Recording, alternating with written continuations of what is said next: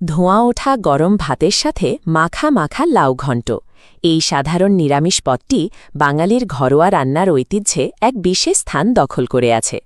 অথচ রেসিপি সহজ হওয়া সত্ত্বেও বাড়িতে তৈরি লাউ ঘণ্ট অনেক সময় সঠিক ঘনত্ব পায় না, এটি হয়ে যায় পানসে এবং অতিরিক্ত জলজলে। এই রান্নার মূল লক্ষ্য হল লাউয়ের নিজস্ব জলকে এমনভাবে ব্যবহার করা যাতে কোনো অতিরিক্ত জল ছাড়াই একটি ঘন এবং আঠালো টেক্সচার তৈরি হয়। আমাদের প্রয়োজনীয় উপাদানগুলো বেশ সীমিত: কচি লাউ, ডুমো করে কাটা আলু, সর্ষের তেল, ঘি এবং মেপে নেওয়া সাধারণ কিছু মশলা। লাউয়ের এই পদটিকে নিখুঁত করতে আমাদের প্রতিটি ধাপে সবজির ভেতরের আর্দ্রতা এবং কড়াইয়ে তাপমাত্রার ওপর নজর দিতে হবে। প্রথম ধাপেই লাউয়ের খোসা ছাড়িয়ে এর বাইরের দিকে শক্ত অংশটিকে যতটা সম্ভব মিহি করে কুচিয়ে নিতে হবে। এই ডায়াগ্রামটি লক্ষ্য করুন। লাউয়ের ঠিক মাঝখানে যে নরম স্পঞ্জি অংশ এবং বীজ থাকে তা রান্নার ঘন ভাব নষ্ট করে দেয়। যদি এই বীজ এবং নরম অংশটি বাদ দেওয়া না হয় তবে রান্নার শেষে পুরো স্বাদে একটি সূক্ষ্ম তেতো ভাব চলে আসতে পারে। তাই ছুরি বা বটির সাহায্যে সাবধানে এই নরম কোরটি সরিয়ে নিয়ে শুধু বাইরের শক্ত অংশটি রান্নার জন্য সংগ্রহ করতে হবে। লাউ কাটার এই প্রাথমিক সতর্কতাটুকুই রান্নার শেষ পর্যায়ে এর গঠন এবং সঠিক স্বাদ বজায় রাখবে। এবার কড়াইতে খাঁটি সর্ষের তেল দিয়ে তা থেকে ধোঁয়া ওঠা পর্যন্ত অপেক্ষা করতে হবে।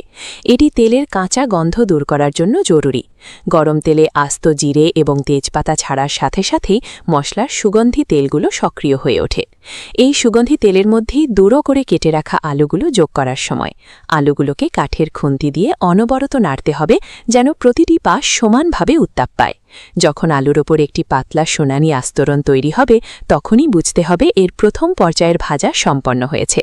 এই ভাজা আলুগুলো লাউয়ের নরম টেক্সচারের মধ্যে একটি সুসংগত কাঠামোর কাজ করবে। এবার আলুগুলোর সাথে কুচিয়ে রাখা লাউ, নুন এবং হলুদ মেশাতে হবে। তবে মনে রাখবেন, এখানে বাইরে থেকে বাড়তি কোনো জল যোগ করা নিষিদ্ধ। নুন দেওয়ার ফলে লাউয়ের কোষগুলো ভাঙতে শুরু করবে এবং এই গ্রাফের মতো করেই সবজির ভেতর থেকে নিজস্ব জল বের হতে শুরু করবে।